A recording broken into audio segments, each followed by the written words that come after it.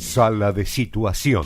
Bueno, ahora sí, arrancamos este primer bloque en esta sala de situación. Como habíamos dicho, hoy es un programa especial por el inicio del juicio por la desaparición de Loan. Recordemos que ya tuvimos en su momento aquella audiencia preliminar también en el juzgado federal de Corrientes, ya en la ciudad de Corrientes, porque el caso en sí ocurre siempre el 9 de julio, en Goya está el juzgado federal, pero ahora nos tenemos que trasladar directamente a la ciudad de Corrientes, donde está el Tribunal Federal que el día de mañana va a dictar sentencia. Es un juicio que se va a prolongar, por lo menos calculan que mínimo hasta fin de año o comienzos del año que viene. Claro, es que son 160 testigos. Por supuesto que no van a prescindir de algunos, van a desistir de la idea de algunos testigos, pero eso se va a filtrar en las primeras audiencias. Por lo menos 100 testigos va a haber.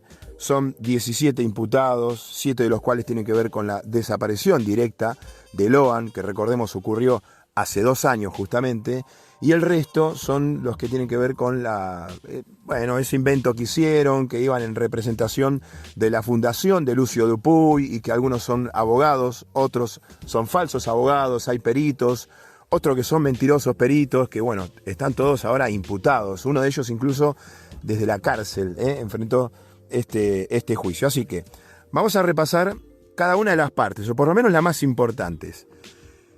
Uno de los más importantes es Carlos Pérez, ¿no? Que con María Victoria Callava son ese matrimonio que salía de la casa de la abuela de Loan en el paraje El Algarrobal el 9 de julio.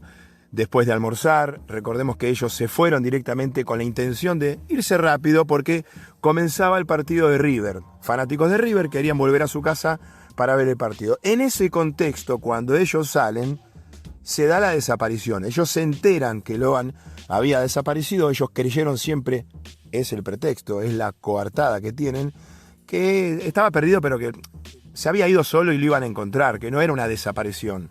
Por eso siguieron camino y se fueron directamente a su casa. La teoría del accidente, como ya dijimos en esta introducción, indica que Pérez y Callava arrollaron al nene cuando el nene estaba perdido, después de volver esos 550 metros por ese camino desde el Naranjal hasta la casa de su abuela, no logró llegar, y entonces en ese contexto, cuando salen, ahí es que arrollan a la víctima sin verla. Por eso los peritos después con los perros determinan que hay rastros de sangre en la camioneta de Pérez y Callava, en el guardabarro delantero derecho, y además rastros de Loan marcados por los perros de la Policía Federal, en este caso por el K9, y después esos rastros que se repiten en el vehículo con el cual creen que trasladaron el cuerpo de Loan desde 9 de julio en sentido hacia Resistencia, Chaco, sin saber exactamente en qué lugar lo pudieron haber descartado. Esta es la teoría del accidente. La teoría de la trata es que fue todo una combinación de cada uno de los integrantes de esta organización, integrada por la propia familia, y que justamente se coordinaron para llevarse al nene y cometer el delito de trata de personas, venderlo a otra familia u otro delito posterior. De eso no hay absolutamente nada. La justicia, el juzgado federal, desestimó cualquier tipo de indicio y ahora se quedan con la acusación que dijimos, la sustracción y ocultamiento de un menor, que se puede dar en el contexto de la trata, aunque fue desestimada esa teoría, o en el contexto de un accidente que lo arrollaron, lo cargaron gravemente herido y después lo descartaron previamente pasando por la salita, a donde no se animaron a bajar al nene, pero sí María Victoria bajó con la excusa de un medicamento para ella. Bueno, de todas maneras, es gravísimo la versión del accidente porque indica que hubo abandono de persona seguido de muerte y el día de mañana es perpetua. Pero ahora están en este limbo, en esta sustracción y ocultamiento que tiene de 5 a 15 años de prisión como mucho. Entonces 15 años de prisión para, en este caso, enfocándonos en Pérez y Callava. Por eso, para repasar a cada una de las partes, vamos a escuchar la palabra de Roberto Tito González, abogado defensor del matrimonio Pérez y Callava, que de esta manera nos cuenta a esta sala de situación la expectativa, cómo llegaron a este juicio, qué es lo que esperan el día final de este debate oral. Yo soy abogado de Carlos Guido Pérez y María Victoria Callava. los defiendo ambos desde el inicio de la causa, esto es desde que la causa estaba en provincia, hace casi 2 años. Desde hace casi 2 años nosotros estamos a la espera de este debate, ya algo que nosotros preveíamos que iba a pasar y que, bueno, justamente ahora, después de tanto tiempo, está por pasar. Se va a dar inicio a este debate el próximo martes 16, donde vamos a debatir respecto a la responsabilidad o no de Carlos y María Victoria, hablo pura y exclusivamente por ellos, en el supuesto de la sustracción de Loan Danilo Peña. Es algo que ya sabemos que va a durar demasiado, va a ser bastante extenso en tiempo, me refiero a la cantidad de audiencias que vamos a tener que llevar adelante. Tenemos más de 100 y pico de testigos, por lo que va a ser bastante extensa cada una de las jornadas. La semana que viene vamos a arrancar con las presentaciones. Básicamente en esto consiste la lectura de la imputación a ambos grupos, tanto las personas que tuvieron algún tipo de vínculo o algún tipo de intervención, o mejor dicho, supuesta intervención en la desaparición del menor, y los que tuvieron una participación posterior. Con esto quiero decir que primero se va a leer la imputación a los primeros 7, a las 3 parejas y a Maciel, y después se va a leer la imputación a Soria y a los grupos de los No Dupuy. Ya está previsto para el jueves 18 que se lleve adelante las primeras audiencias de declaración testimonial. Comenzarán el padre, la madre de Loan y, si es posible, también el hermano Mariano. Luego ya serán los siguientes días 3 o 4 declaraciones testimoniales por día para la siguiente fecha de debate. Y bueno, a lo largo de todo este debate lo que vamos a intentar hacer es mantener indemne el estado de inocencia de Carlos y María Victoria, porque tal como lo dije desde que agarré la causa, yo entiendo que ellos son inocentes, no han tenido una participación en la sustracción del menor. Algo que no podemos perder de vista es que la sociedad entera está en velo justamente por esta causa y todos estamos aguardando que verdaderamente se haga justicia. Justicia en el amplio sentido de la palabra, que acá no es un sinónimo o es equiparable a condena para todos por igual o a todo el mundo tiene que ir condenado. No, acá se tiene que hacer divisiones que no se hicieron en cuanto a responsabilidad, intervención, roles, para poder defendernos adecuadamente. Pero más allá de eso, y previendo también la cantidad de obstáculos que se van a ir presentando, que van a girar todo en torno a la deficiente organización, creo yo, del debate. Vamos a intentar adaptarnos y amoldarnos a todas estas dificultades que estamos previendo, ya que, como te acabé de mencionar, existen bastantes inconsistencias por parte del tribunal al momento de decidir, muchas contradicciones u omisiones, por lo que va a ser un constante va a ser un conflicto constante en el campo de batalla que es la sala de debate, por lo que vamos a utilizar todas las herramientas legales a disposición para poder asistir como se debe, tanto a Carlos como a María Victoria.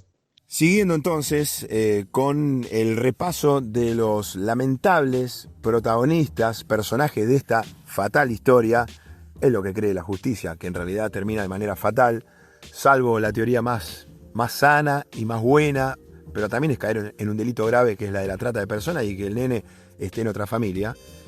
Siguiendo con estos protagonistas de esta triste historia, tenemos que enfocarnos ahora en una gran protagonista de todo esto, que tuvo la justicia entre sus manos en su momento, pero después retrocedió. Estamos hablando de Laudelina Peña, la tía de Loan, la hermana del papá de Loan. Entonces, imaginamos a Laudelina saliendo en ese momento hacia el Naranjal con los nenes. Ella se iba a arrepentir y volvía. Y en un momento, cuando sale de nuevo porque el nene estaba desaparecido, ya lo estaban buscando, pero esos primeros segundos, que Pérez y Callaba ya se habían ido recién, con la camioneta, Laudelina sale y una de las versiones la del accidente, indica que ella vio parte del accidente, que en un momento cuando sale del predio y está por enfrentar ese camino hacia el Naranjal, ve a la izquierda, en aquella curva y contracurva en el medio de los árboles y el campo, ve la camioneta de Pérez y Callava detenida. Y algo ellos estaban haciendo. De lejos ve que cargan algo detrás, que posiblemente ella lo identifica como Loan, y ellos le hicieron una seña, vení para acá, la silenciaron por motivos.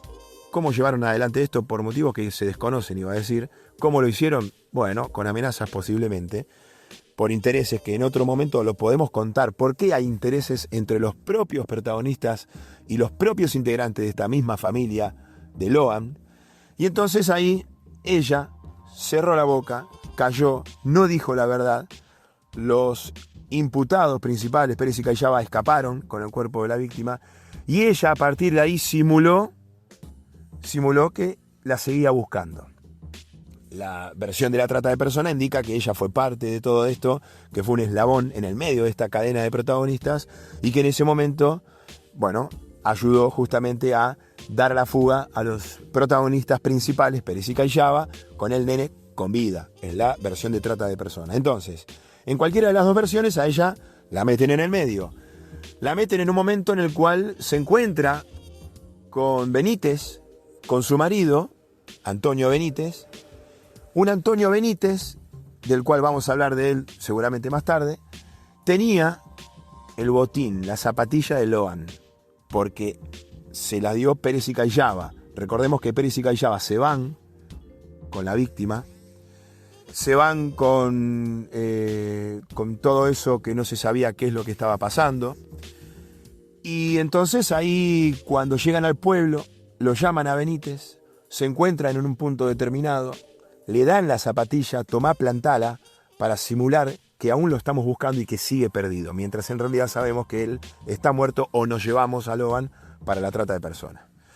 Benítez, con el botín en su poder, aparentemente se encuentra con Laudelina, los dos se hacen los tontos, él planta el botín, ella sigue buscando falsamente y después de todo la tenemos cuando llega la tarde-noche como una de las integrantes de la familia que queda demorada en la comisaría y que después queda detenida.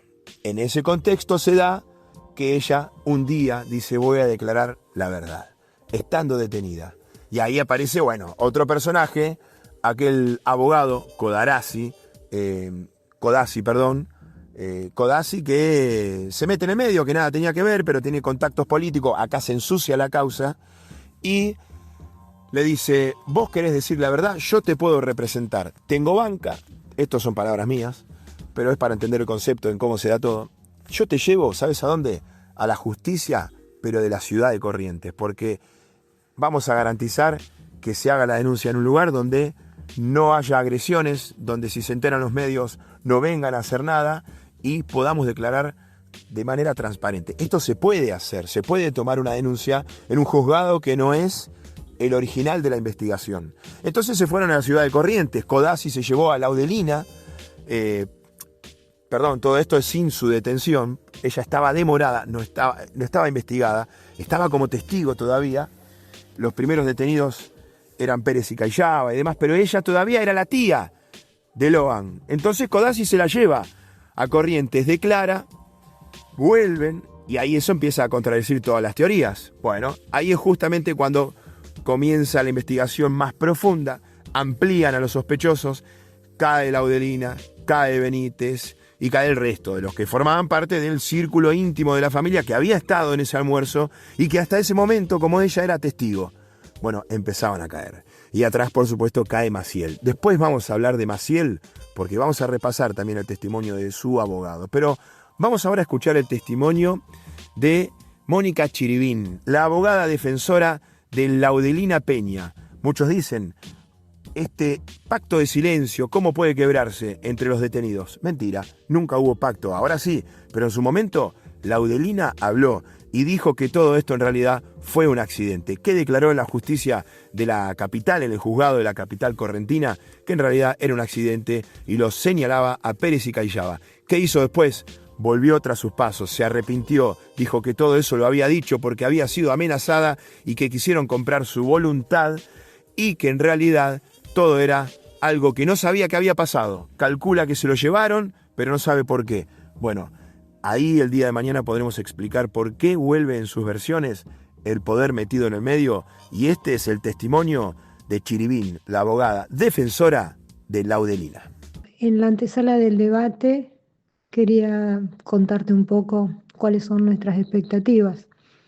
La esencial por parte de esta defensa es que me otorguen un testigo que es esencial para la defensa, para la estrategia y para que no se vulneren los derechos, ¿no?